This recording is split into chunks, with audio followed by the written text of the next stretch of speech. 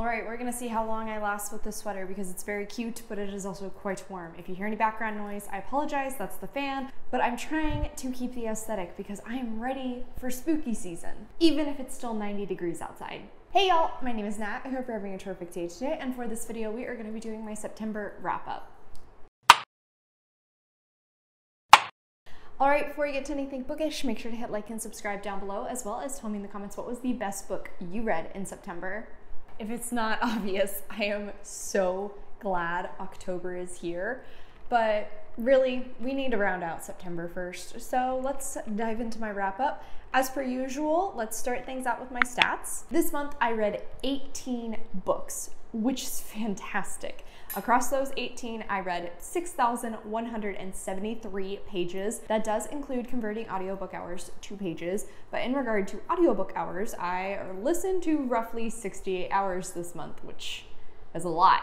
What I absolutely love though is my average rating was 4.14 stars, which is very impressive given the fact I read so many books that I still had a very solid reading month. Unfortunately, I did have 4 DNFs, however, that's not great. So while I think this might be one of my most successful reading months ever, I also had so many DNFs, probably pushing for the most amount of DNFs I've had in a single month. But moving on to my genre breakdown, once again, I hit so many this month. I actually had to go through and adjust this graphic a little bit so I could fit them all on there. I read 2 fantasy books and 1 graphic novel, 4 horror books and 2 manga, 1 mystery and 1 nonfiction, 3 romance as well as 3 sci-fi, and then 1 thriller. For my series stats, I started 2 series, which isn't great. I did, however, continue 8 series, which that's fantastic. Unfortunately, I finished 0, but I did not finish. That sounded weird. I DNF'd 2 series. And then finally, the little goals I keep for myself. I did read 1 nonfiction book as shown in my genre breakdown. I think I read 2 books that were over 450 pages, I believe. And then I also read a comic. I do just want to point out, seeing as how there are so many books this month, it's going to be very obvious that I'm only reviewing the ones that were not tied to any specific videos or vlogs. Even with that, I'm still going to be talking about 13 books, but did just want to give you a little bit of a heads up. And then because there were so many, we're going to keep things simple and just go through these chronologically when I read them. So starting at the top, the first book that I finished this month was Nona the Ninth by Tamsyn Muir. This is the 3rd book in the Locked Tomb series and the most recent release. Seeing as how this is the 3rd book in a series, I can't really tell you too much about the summary. But in this, we are following necromancers who live in space. The super simple blurb, which I actually feel like doesn't give anything away. Her city is under siege, the zombies are coming back, and all Nona wants is a birthday party. As I've talked about before, this series is very confusing. A lot of the time, it takes you a while to put together what's happening, and even then you will eventually have way more questions than answers. I feel like this is the first time I actually didn't feel that way the entire time. Muir still managed to confuse me and send me on a few thought spirals, particularly at the ending, but across the board, I actually followed this almost the entire way through. Really, I think this book was the chance to dive into a lot of exposition, finally starting to answer some of the many questions I have developed over the last 2 books, as well as confirm or deny some of the suspicions I've gathered. I really enjoyed the layout of this story, and on top of that, I adored the religious themes taking place in this. That's something I've learned about myself, is I love religion and fantasy stories, and the way Muir handles it here is so clever. There are a lot of biblical parallels that I just found fascinating. Some of those elements I actually predicted all the way back in Gideon, which did make me pat myself on the back, I'll be honest, but also just reinforces how clever Muir is because she's been laying the groundwork for this so long. The world building in this series is insanely well done. Everything is thought out. I've actually hit the point when reading this series that I almost feel like I'm analyzing a textbook because that's how much I'm annotating and taking notes and thinking through everything that is revealed. I mean, it's kind of hard to tell with the black sprayed edges, but look at all of those annotations. And I'm not saying that as a negative thing. I really enjoy that aspect of this series. It's something I've come to love about reading them, is that I do sort of have to work through them and piece together everything. I constantly feel like that GIF for Always Sunny because that's how I am when I'm reading these. The biggest highlight though for me in this book, apart from the religious themes, is the family feels. Without getting into any specifics, I loved the group of characters we saw in this. The odd dynamics they have whilst trying to live as the most normal family they can in this society. Those elements had me laughing, smiling, tearing up at this book. I do wish we had gotten a little bit more of a character that I had grown to care for in the previous book, but I am so intrigued to see what will be revealed for this cast in the finale. While I will say Gideon from the first book is undoubtedly my all-time favorite, I really grew to care about Nona. She is so sweet. She is very naive. She's just freaking adorable. It was very interesting to see this world through her eyes because she's almost like an unreliable narrator, to the point where eventually you understand what's happening more than Nona does. Gender was also something that was handled in such a clever way within this book that I did not anticipate. And it could be utilized in a way to always keep you on your toes, almost as twists, but then also like a secret that nobody else knows, but you're a part of. There was even one character who's kind of transcoded, which was just so smart in how it was handled. In the end, this came out to 4 stars on my Cockpile breakdown. This is the lowest rated of the series for me so far, but even so, I still enjoyed my entire reading experience with it, and I am foaming at the mouth for Electo. I cannot believe I have to wait almost like another year before I could get my hands on that book. But at the same time, it's probably a good thing because chances are I'm gonna need to reread this series to prepare myself for that ending. It's gonna be insane, I just know it. I'm also so over the moon thrilled that I can finally look at fan art without concerns for spoilers. Next, we're gonna start into the mini books I read for the Squash That Series vlog I did. So I'm gonna put a link to that in the cards. You can go watch it and kind of get some more in-depth thoughts as I was reading these books. But first is Troy by Stephen Fry, which is the 3rd book in his, I think it's like Stephen Fry's Greek Mythology is the name of the series. This one specifically is Stephen Fry recounting the events of the Trojan War. He, starting all the way at the beginning with the gods and their influence, which eventually led to the Trojan War taking place. I just love how Fry puts these together. Everything is so well researched and interwoven together very well to form a cohesive story that is somehow like a lecture, but at the same time so incredibly entertaining. Especially if you listen to the audiobook. Every single time I talk about the series, I must mention you have to listen to the audiobooks. Stephen Fry reads them himself, and he just brings such life to the characters and such personality to them. I enjoyed the fact that there were actually callbacks to stories from mythos as well as heroes. He doesn't shy away from the brutalities, but he also doesn't harbor on them too much, which is something I enjoy, especially after reading some Trojan War retellings, which really seem to focus on those awful aspects. I did like at the end of the story how he kind of dived into some of the debate between whether or not the Trojan War was actually based on a real event.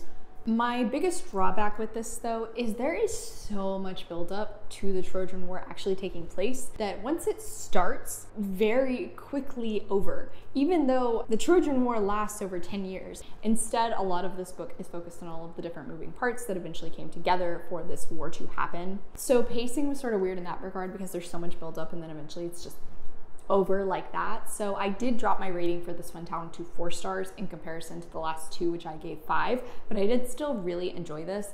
And the next book in the series is going to be focusing on the Odyssey, which I'm very excited to see that. Next up, I continued into 𝗖cie by C.S. Pacat, illustrated by Joanna the Mad, with Volume 5 Rise. So 𝗖cie is following a young boy, Nicholas, who ends up going to a fencing academy because he is determined to become the best fencer in his league, particularly to get the attention of his father, who is a world-renowned fencer, but has spent no time in Nicholas's life. This one I definitely enjoyed. I love the characters in this series. They're just so entertaining. They're so sweet. They formed such a family now by this point. There are definitely some of them that are more aggravating, I'll say. But in particular, I love seeing Nicholas's relationship improve with his roommate 𝗖cie. 𝗖cie is number 2 in their league in the nation. He is so good at what he does.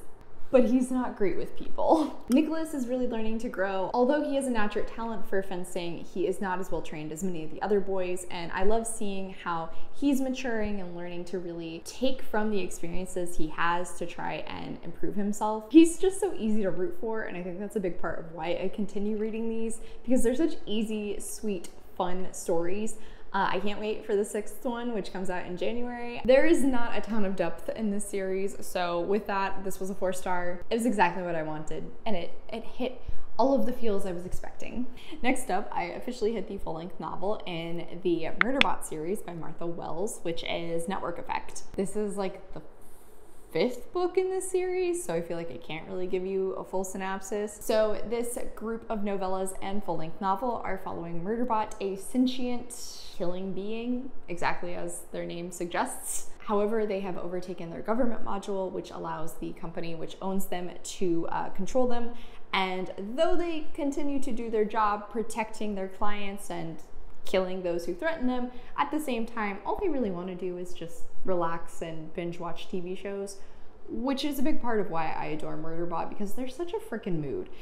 They have grown so much in this series. The relationships in this have just made me so happy. I was a bit concerned going into Network Effect, as it is the first full-length novel, and I wasn't sure how these stories would work in a longer format. I've really enjoyed them in this short, easy 3-hour audiobook, but would they work as well if I have to sit through an entire novel? And thankfully, I was not disappointed with this one. Yes, I do still think there were some pacing issues, which I was expecting. And I've had an ongoing issue with most of the series, which is that I think Wells often gives you too big a cast of characters too quickly. But at the same time, this was just as much fun as the previous ones. If anything, I would kind of say this reads like a sci-fi mystery, and I really enjoyed that. Murderbot was just as entertaining as usual. I adore the dynamic we see between them and this other AI ship, Art.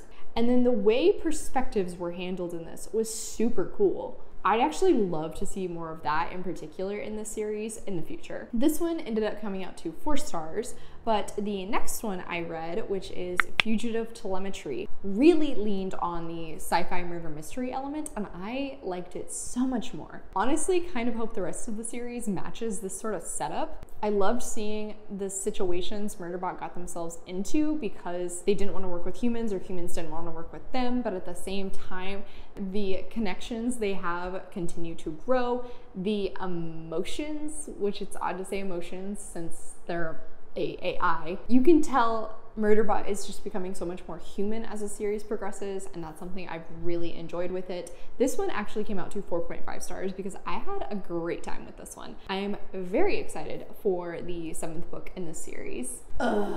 Next up, I attempted to read the sequel to None Shall Sleep by Ellie Marney, which is Some Shall Break. So this series is following these 2 teenagers who both have connections to serial killers. It is set in 1982 Virginia, in which both of them have been propositioned by the FBI to interview different teenage offenders in order to better understand their psychology and hopefully help them catch other offenders in the future. This second one though, I am sad.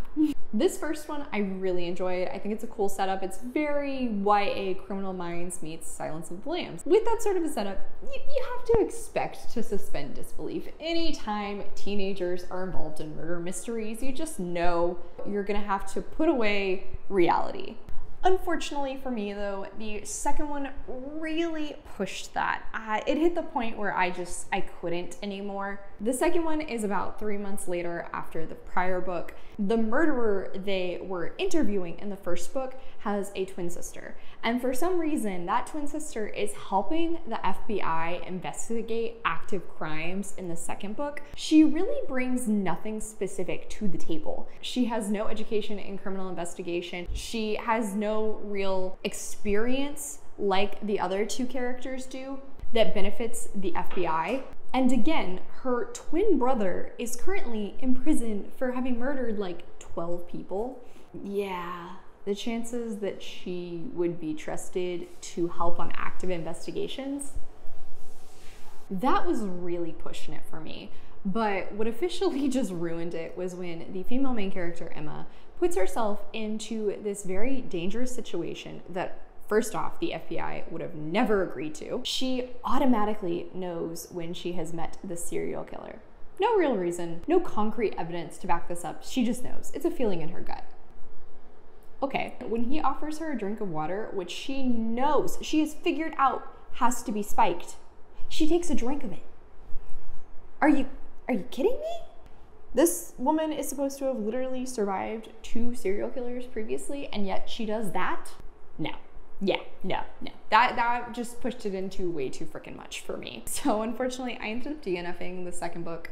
I'm so bummed. I really enjoyed the first, but this one was not it for me. This is like right up there with the letdown I felt over the A Good Girl's Guide to Murder series. I am disappointed. I'm salty. Just, I want to forget the second book exists. The first one's a standalone. Got it? Got it.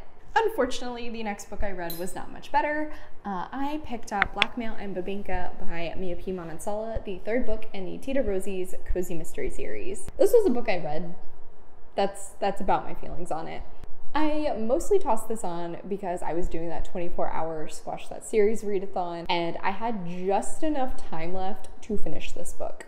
I just never really felt anything strongly for it, apart from maybe some confusion. The characters across the board have all become incredibly one-note, and there are just way too many, I mean way too many characters, and the baking elements are starting to far outweigh the mysteries. I guess that's like kind of something you expect with cozy mysteries, is cooking to go alongside with the mystery itself, but this just felt like a very uneven split. There's no urgency, no concern, no real push to actually solve these mysteries that are taking place, and I've just realized I didn't tell you what the mystery was because I can barely remember it myself. The main character, Lila's cousin, has come back to town and he is running I think it's some sort of Filipino liquor company, and unfortunately for him, one of his investors dies after drinking it, and then Lila's aunt is being blackmailed for something her cousin did, so she gets pulled into it, tries to solve it. Yeah, like I said, this was pretty forgettable. Also, when did Lila get a boyfriend? Because that happened out of nowhere. The ending of the previous book made it seem like she and her love interest were both gonna wait until Lila had worked on herself, had figured out what she wanted, but apparently that was just completely glossed over, because in this one they're like full out dating. That just sprung up out of nowhere, and again, that's like one of the most memorable things for me, which is that I was confused. Oh, and then I guess there was this kind of satisfying moment in which her Lola smacks the crap out of her cousin Ronnie for being a total dick to his mother. It was as though anytime I would feel a shred of sympathy for him, where we would see a little bit of depth, I'd just be reminded that he, again, was terrible and no growth had taken place. So this was a book that I read. I gave it like 2.5 stars on my Cop-Pile breakdown because it's like right down the middle. I don't feel strong about the series at all, but for some reason I keep reading them. I don't know why. Final one of continuing series, I read Soul Eater Volume 5 by Atsushi ohkubo. I've talked about the series many times on my channel. This one, I really enjoyed that we got some exposition into the big bad of the series. We get the evil genius energy from Stein that I absolutely adore. And also there is so much action in this one. Definitely very manga style with some of these fights because they last many chapters. I could have done without the witchy fan service. Still enjoying the series. Gave this one 4 stars. I can't wait to continue.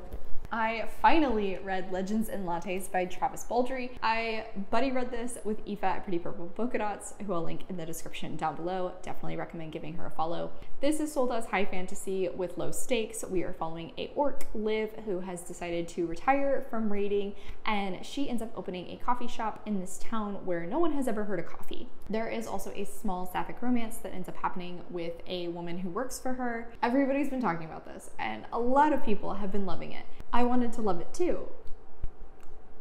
I just didn't. Like, don't get me wrong, this gave me exactly what it told me. It did exactly what I expected it to do. It is set in a high fantasy D&D based world with a very low stakes plot. It even took some twists and turns that I was not expecting, honestly. Of course, my neighbor is gonna start weed whacking his yard right now. Unfortunately for me, I just was never completely sucked into the story. Reading this, it definitely is cozy. It highlights all of the happiest feelings I've ever had about coffee, I'll admit. I honestly felt like anytime I was reading it that I had to have a cup in my hands. Unfortunately though, even with this being pretty short, I just didn't have a lot of drive to keep pushing through. There wasn't really anything that intrigued me so much to keep me invested, to keep me reading. I could put this down and I didn't feel a giant draw to pick it back up. I don't mind that the plot was super simple, but if that's the case, you better make me love those characters. And unfortunately, I just didn't. Everyone was sweet and cute, the sapphic romance was sweet, but nobody really jumped off the page. The dynamic between the different characters was solid, but nothing was really outstanding. Overall, it just left me with a feeling of this was fine. It was cute. I'll probably pick up the prequel because I will admit I really like the idea of these stories set in a high fantasy world, but with a very light plot. But I really wanted more from the cast. I wanted more personality. I wanted more fire. Especially between Viv and Tangerine. I just wanted more from this in the end, unfortunately. So my rating is 3.5 stars. It was cute. It was easy. I'm glad I finally got around to it, but this was not the new favorite I was hoping it would be. Next up, I read Cults by Max Cutler and Kevin Conley. I decided to pick this up because A, I realized I'd been neglecting my nonfiction books lately, and B, I've read so many fictitious cult stories lately that I thought it might be interesting to read a nonfiction one. And this worked out pretty well, actually. This played on my fascination with true crime a lot, hopping back and forth between some very well-known groups that I've heard time and time again, and then some that I had either never heard of or only knew a small amount about. The different narrators for every single chapter did make this feel like an episodic podcast, which was very cool. And I appreciated that every single section would focus on different science and psychology behind how that cult leader would engage with its members. But I really wanted more from those aspects in particular, and I feel like that's the biggest part of where this book fell short. Also, I do feel like it's a little odd that there was an introduction to the story to lead into what the main theme of this book was going to be about, but there was no epilogue, there's no finale, there's nothing to tie out the end of the book. There's just the final chapter about that last cult, and then it ends. So this was still a fascinating read though, and I gave it 4 stars. Definitely recommend listening to it, especially if you like true crime. Next up, I continued 𝗖cy family with volume 3 by Tatsuya Endo. I don't even feel like I need to ever give a synopsis for the series because it's everywhere lately. I adore them. They're so freaking cute. Anya makes me so dang happy. She's the cutest. I'll admit, 𝗖cie freaking weird. He's probably my least favorite thing of the entire series. I still loved this. I still had a great time. I especially loved the extra mission at the end. That was great. It's so over the top and ridiculous, but it made me laugh a ton. This came out to 4 stars because 𝗖cie is 𝗖cie. And then finally, the last book I'm going to talk about with y'all was Cackle by Rachel Harrison, which this was actually a reread for me. I talked about it in my October TBR because I was intending to reread it in October. But I finished out all of the books I needed to read in September, and I was still filming a video, had that extra time, and decided, you know, I'm just gonna pick this up. I will admit, a large factor of that was thanks to Mary's review of Cackle that came out recently. I'll put a link to that in the cards. Highly recommend watching it. She just reminded me of everything I love about this book and made me want to reread it all the more, so I picked it up. This is following our main character, Annie, who was dumped by her boyfriend and kicked out of her apartment, so she finds a new job and moves to the small town where she ends up meeting Sophie, this very eccentric woman who everybody in town knows, but most are slightly scared of her. And Sophie teaches Annie how to live her life, how to be her own individual, and this book just makes me so happy. I went through and annotated it. I had a phenomenal time. I loved marking how you could see Annie growing throughout the story, but also just all of the wonderful things in life, particularly in the fall time that this book highlights. It's just so cozy, it's so sweet. This gave me the feels that I was wanting from Legends and Lattes when it comes to that atmosphere, to those wonderfully autumnal vibes. This gave me what I was hoping for there. Once again, this was 5 stars from me. I read it so fast. I know this is not everybody's cup of tea, but it's perfect. It's perfect in my opinion. Alright y'all, and that is it for today. Thank you so much for coming to my channel. I really appreciate it. Make sure to hit like and subscribe down below. I have all my socials as well as a few ways you can support me linked in the description. I come out with videos on Monday and Friday, but until then I hope you continue to have a terrific day. Love you, bye!